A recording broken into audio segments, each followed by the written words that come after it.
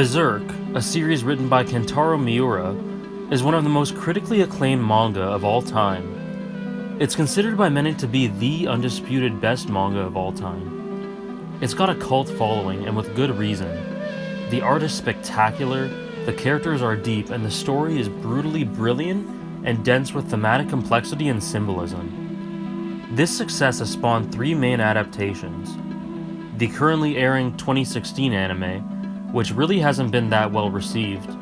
The trilogy of movies, which are not great as a whole, but have plenty of great moments.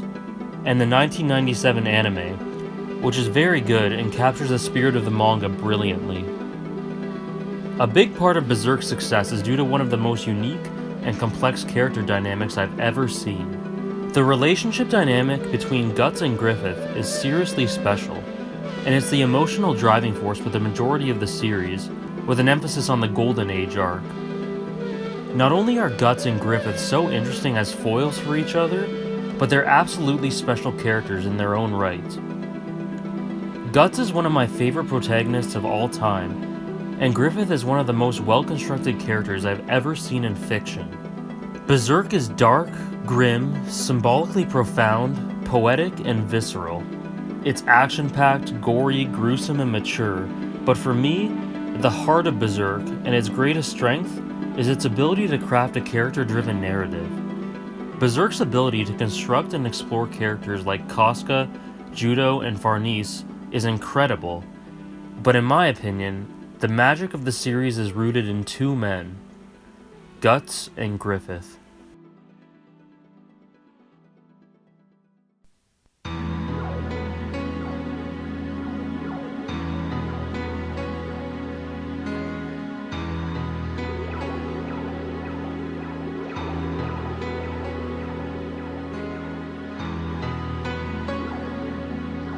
I'm pretty certain that Guts is the most tragic character I've ever seen. This man has been through the ringer, both physically and psychologically. A torrid childhood led to Guts formulating a strange philosophy built on existentialist ideas, and his suffering continues all throughout his life, with the pinnacle of suffering obviously occurring during the eclipse. The way Miura explores Guts as a character so deeply is masterful, and the audience quickly becomes so closely invested in him because of this intimate exploration. If you'll forgive me, I'm going to do a little refresher on Guts' past history, because it's important to remember the events that shaped Guts as a person and laid the foundation for his development. Guts never had a normal childhood in any sense of the word, and that is established during the literal first moments of his life. He's born under a barren tree from the corpse of a woman who had been hanged to death. In a series as deep in lore, symbolism, and foreshadowing through visual imagery as Berserk, this birth is incredibly ominous. This birth is indicative of Guts' tragic future, and his ability to escape death here perhaps foreshadows the way he fights against fate and causality later on in the series. Guts was discovered amongst the corpses by a mercenary group head named Gambino, who was hesitant to adopt him, but eventually gave in after pleading from his wife. Gambino's wife soon dies, and he unfairly blames this on Guts. Throughout Guts' childhood, Gambino trains him as a soldier, though acts coldly towards him, so much so that he essentially organizes the rape of Guts at the hand of a soldier. Gambino soon loses a leg, becomes even more bitter, and grows to resent Guts even more, eventually giving in to insanity and attempting to murder him. Guts kills his guardian in self-defense, but he's forced to escape the mercenary group. From this point on, he lives by his sword as a mercenary, surviving job by job, never really settling in one place until the events of the Golden Age arc. In discussing Guts, it's important to remember the circumstances of his childhood, because these years shaped his ideals and who he became as a man. During these awful early years, Guts only ever found comfort and solace in his sword. He wanted to be loved by Gambino, but was never accepted by him. He was backstabbed whenever he trusted anyone, and came to know bloodshed from a very early age. It's very hard for Guts to trust anything in the world except his sword.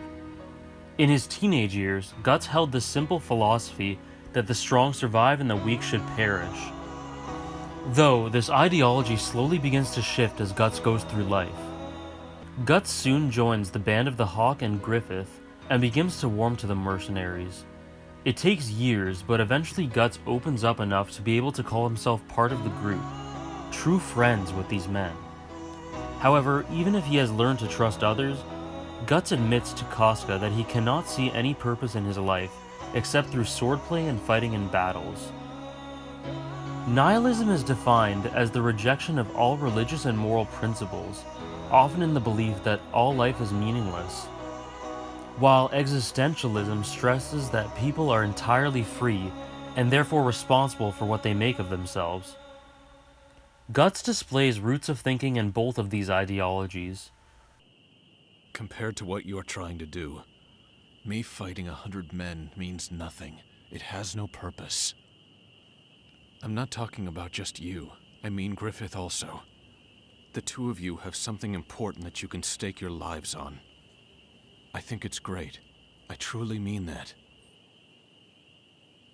Compared to the strength of that purpose, whether I face 100 men in battle or even 1,000 seems like nothing but a random act. Guts is not like anyone else.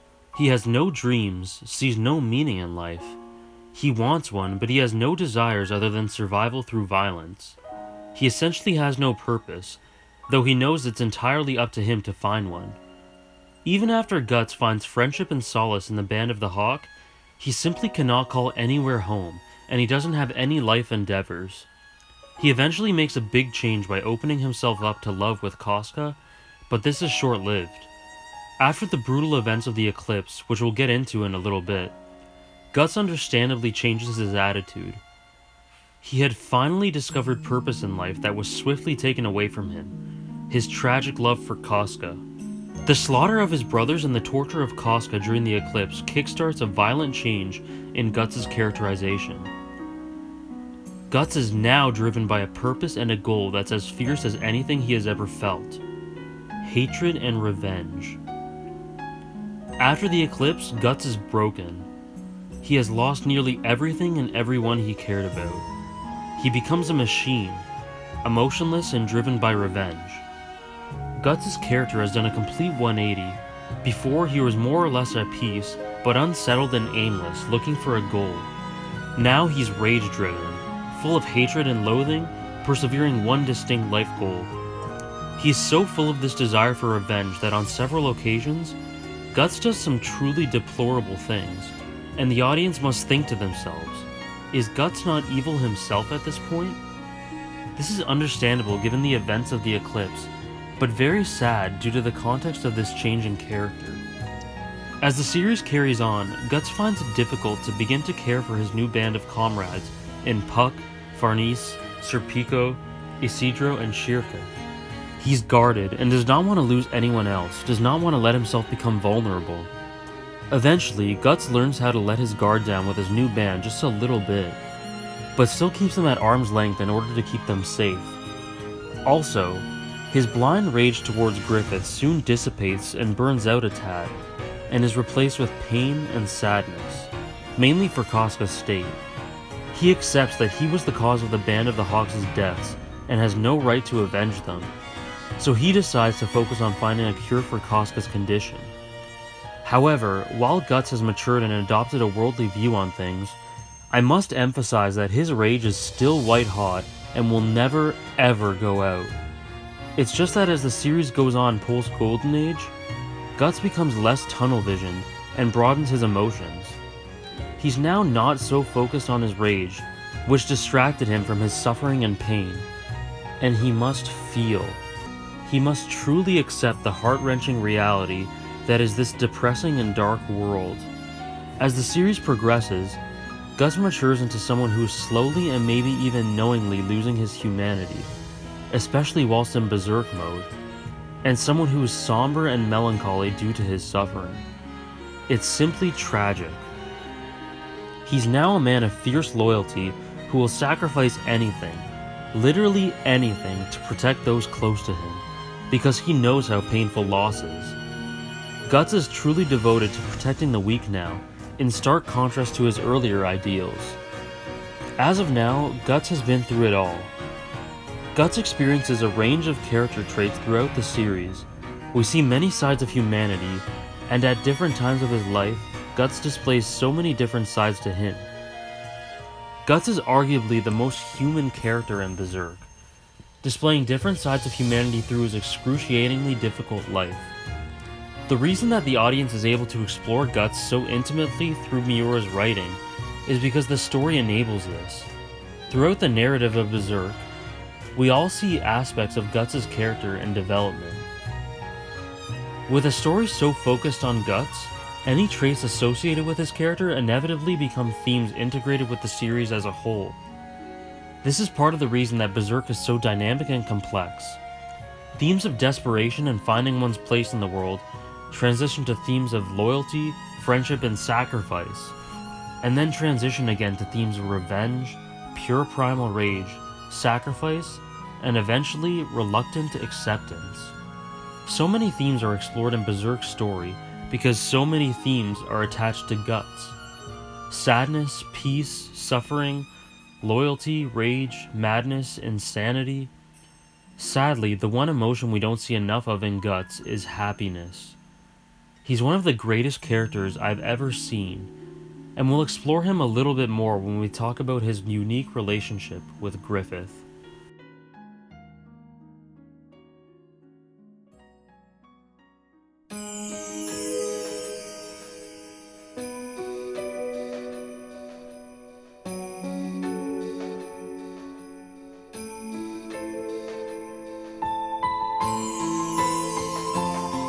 Griffith is art in the form of an antagonist.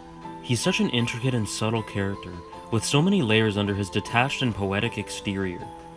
Sometimes to see the true beauty of this character, one must back up and truly think about what he's all about, and I commend Miura for crafting a character as complex and well thought out as Griffith. In Berserk, there's a huge emphasis on fatalism and causality. In this universe, certain events were fated to happen and are predestined to occur. As Nosferatu Zod said, Griffith was always going to betray the Band of the Hawks and Guts. Berserk is rooted in prophecy, and Griffith's fate is not only spelt out for us by Zod's foreshadowing, but we literally learn that Guts despises Griffith in the Black Swordsman arc, which is before the Golden Age arc. So we know that Griffith will go bad eventually, but the beauty of this character is figuring out why he's so despised by Guts. Griffith is a natural leader of men. He has the rare ability to inspire people through his charm and charisma, through the riveting way he speaks about his ambitions. However, what is most dangerous about Griffith is he knows how charismatic he is. He knows that the Band of the Hawk would do anything for him. Griffith's personality is completely multi-layered, with so much behind what may seem like relatively shallow actions and behaviors. This is because every single thing Griffith does has a purpose. Throughout his life, Griffith has always held one ambition: to become ruler of his own kingdom. He holds this dream so dear to his heart that he will stop at nothing to achieve it, willing to sacrifice literally anything. And this fact here is the root of his character. He is willing to do anything to achieve this dream. His men celebrate his ambitions, his leadership, and his noble demeanor, but they never once stop to think of what would happen if they stood in the way of Griffith's dreams. In most series, this would never be an issue. How often does it happen where a man's army's destruction kickstarts his path to greatness and power? Not very often, but it happens in Berserk. Griffith's outlook on life is truly unique and self-centered. As we learn when Guts and Casca overhear Griffith talking to Charlotte, Griffith is not what he seems. It seems from the outside that Griffith is close friends, perhaps even brothers, with the rest of his band. However, he admits that he's not friends with any of them. In his eyes, a person who he can call a friend is someone who's his equal. And for someone to be Griffith's equal by his standards, they must have their own grand ambitions. The ironic thing is that by design, his band of mercenaries simply cannot be considered Griffith's friends. He needs people willing to devote themselves to him, but he admits himself that he will never properly be able to respect these men. The Band of the Hawk are his loyal subjects, but they live their lives to fulfill Griffith's ambitions, not their own. This ideology of Griffith's is so important to his character. It essentially is the cause of Griffith's downfall and eventual rebirth. But more on that later. Griffith is not pure evil, At least not in the classic sense of the word. He's emotional, he pains, he sympathizes, he feels, but at the same time he's egotistical, selfish, spoiled, and lacking in morals. He doesn't think of most people or as men as individuals, but as tools, as a means to an end, with the exception of Guts, of course. Looking at his actions in an objective view, he sounds like a purely evil character, but there is more to him, and it's all rooted in his willingness to sacrifice anything for his dreams. If you can distort your view to see things with Griffith's twisted logic, his actions scarily start to make sense. Every action that Griffith commits is done with his grand goal in mind, with one exception that I'll address in a little bit. Why does he sell his body to Lord Genon? In order to gain the means to expand his army, which contributes to his dream. Why does he get in with royalty? To advance in the world, make connections, and gain authority, with his dream of ruling a kingdom in mind. Sadly and unfortunately for those who think otherwise, Griffith does not ever do anything to simply help anyone that isn't Guts without an ulterior motive.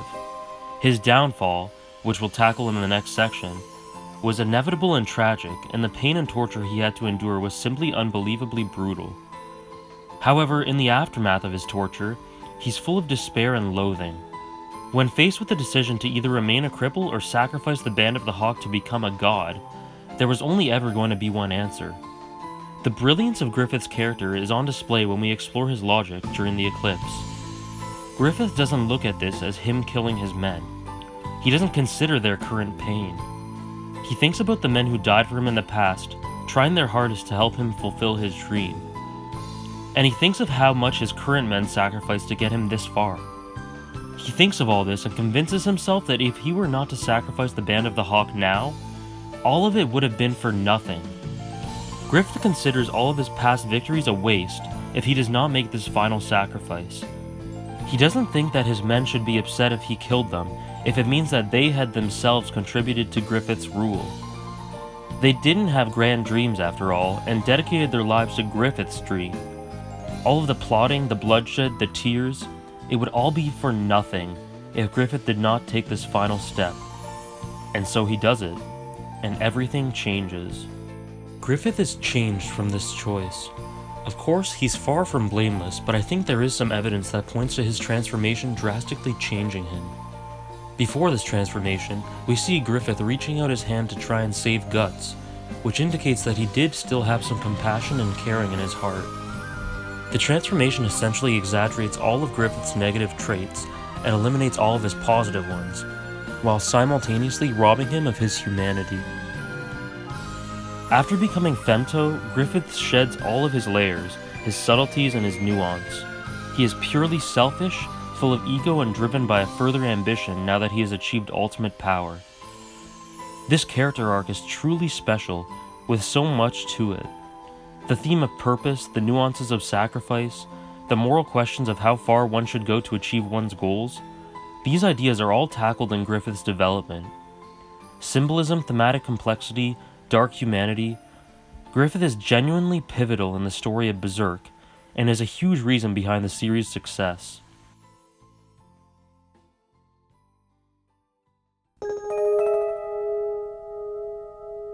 Guts and Griffith are genuinely fantastic characters in their own right, but the way they interact and the way their relationship develops through the series is truly well done.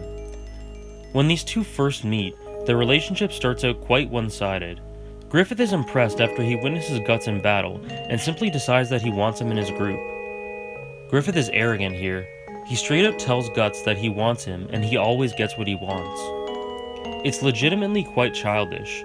It's similar to a spoiled young boy forcing his parents to buy him an action figure. Here we have the first big moment of the series, the first sword fight between Griffith and Guts. It's important to note the two men's respective states of mind here. Griffith is calm, composed, confident, at peace. Guts is angry, rattled, and unsettled. In the end, Griffith wins. He thinks of Guts as a tool, a means to an end, and after this fight he has added him to his collection, though this attitude soon changes. This is a great action piece, but this internal dynamic is absolutely pivotal for the progression of the story, because it gives these two characters a foundation and a platform to build off of, a platform for change. And these men do change. At first, Guts is a reluctant member of the Band of the Hawk. However, as time goes by, he slowly opens up and allows himself to be part of this group. He develops relationships with people like Judo, Corcus, Pippin, an interesting one with Casca, but most importantly of all, with Griffith. Through their many talks and battles, Guts' resentment towards Griffith turns into respect and eventually admiration and friendship. Guts is eventually taken in by Griffith's charisma and comes to think of the man as a brother. Griffith, amazingly, feels nearly the same towards Guts. For the first time in his life, he has someone that he cares about and calls a true friend, and not a pawn just for his motives. This is very significant, as it has never happened to him before. As the series goes on, this friendship only gets stronger, and eventually we come to the Nosferatu Zod fight. Here, Griffith gets word that Guts is in danger, and he rushes in himself to save him from the monster. Now here, one must think, would Griffith have done that for anyone other than Guts? No. Now, did Griffith sacrificing himself in any way help him in achieving his goal? No. He has never risked his life for anyone before, so why does he do it? The answer is clear. Guts is special to him. Guts' friendship is making Griffith lose focus on his dream. However, this is not consciously noted by Griffith at this point. Fast forward a little bit more and we get to one of my favorite scenes, Griffith's heart-to-heart with Charlotte. Here, Guts learns that Griffith only considers a man his true friend and equal if he has his own ambitions, and this shocks Guts to his absolute core. Guts himself knows that he has no purpose in life, no dream or ambition, just helping Griffith. Thus, there is no way he could be Griffith's definition of a friend. These words that Griffith uttered to Charlotte may be the most important of the series because of the domino effect it has on the story. From here, Guts begins to shift his thinking in a way that would make Griffith accept him as a friend, and this would have huge ramifications later. This moment fuels and reinforces Guts' existentialist ideologies. What is his true purpose in life? Guts doesn't know, and he so desperately wants to know. Not just for himself, but to befriend Griffith. What Guts did not know was that he was the exception to the rule. No matter what, Griffith did think of him as a friend, and perhaps even more. Time goes by and the Band of the Hawk gain notoriety and glory. Griffith has never been so close to his dream, and the men are living well, raking in the rewards from their work. Now that the Band of the Hawk is in excellent shape, Guts decides that now is the time to leave and find a purpose. However, for the first time in his life, Griffith is facing loss. He has never experienced the sensation of losing something or someone that he wants to keep, and he does not know how to handle this. Griffith is simply unwilling to let Guts leave. Here, the series comes full circle in a beautiful way as he challenges Guts to another sword fight. However, the roles have been reversed psychologically. Now it is Guts who is calm and composed and Griffith who is rattled. Ultimately, Guts wins and leaves, triggering a break in Griffith's psyche. He loses it here. He doesn't know how to handle this situation. He breaks psychologically, becomes impulsive, and decides to sleep with Princess Charlotte. Griffith lets his lust take over him as he searched for a way to fill the void that had opened up inside him, and gets himself in huge trouble, landing himself in a torture chamber. What is so terribly ironic about this situation is that Griffith caused his own downfall. Through his words about friendship, he essentially convinced Guts to leave and pursue a purpose. Did Griffith not say that he would only consider someone a friend if they had a dream, that a true friend would stand up to him for his ideals? He did, and now that Guts has set out to achieve this friendship, he cannot take it. The simple and sad fact about Griffith is that he is a man that cannot have friends, because they themselves destroy his obsessive-compulsive need to own everything and everyone. His words to Charlotte sowed a seed in Guts that sprouted and choked Griffith's pride. It's a beautiful little narrative moment when you come to this realization, and themes of fate, purpose, and pure insanity are illustrated here, contributing well to the series as a whole.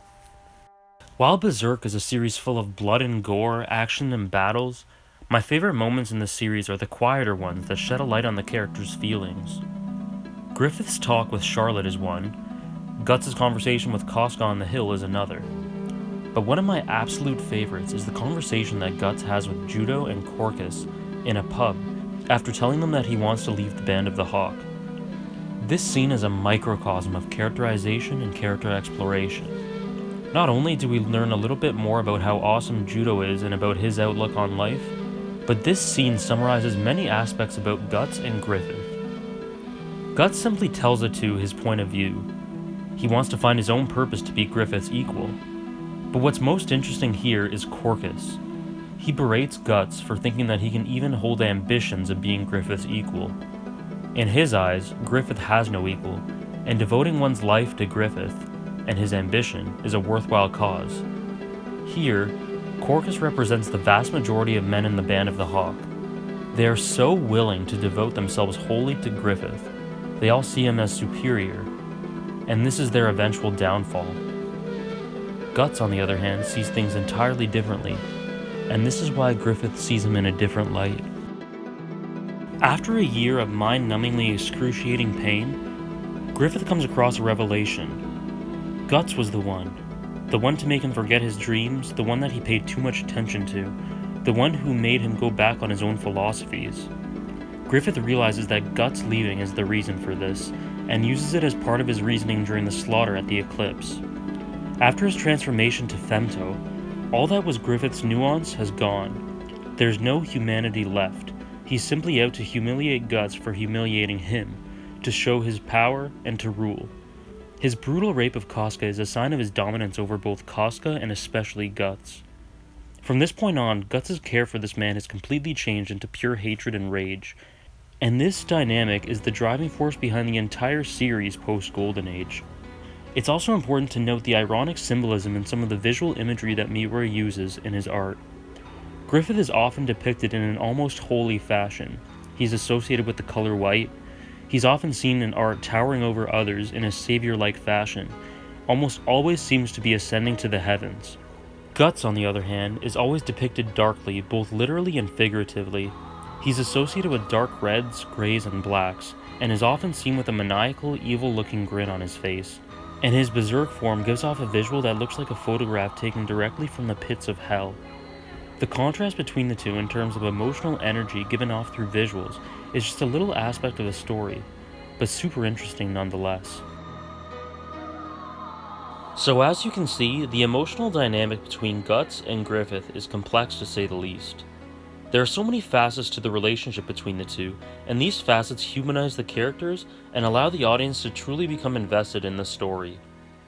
Pick any point in the manga that isn't during the Golden Age, and Guts will undoubtedly be thinking about revenge on Griffith during that time period. That is how ingrained Guts' hatred is. It's a total part of him. With the Guts-Griffith dynamic being ever present, this relationship and the themes associated with it are a huge part of what makes Berserk so good. Berserk is about loyalty, sacrifice, friendship, revenge, ideologies founded on twisted logic, and ambition. And coincidentally, these traits are the essence of both Guts and Griffith and their dynamic. Berserk is amazing. It's dark and gritty, awesome and brutal.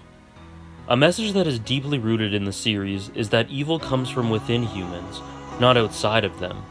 And this series is wonderful at displaying this through Guts, Griffith, and several other points throughout the story. Berserk takes emotional character exploration to another level with so many little details for added depth. I truly applaud Miura for what he's been able to do with Guts and Griffith, and I'm excited to see how this story ends.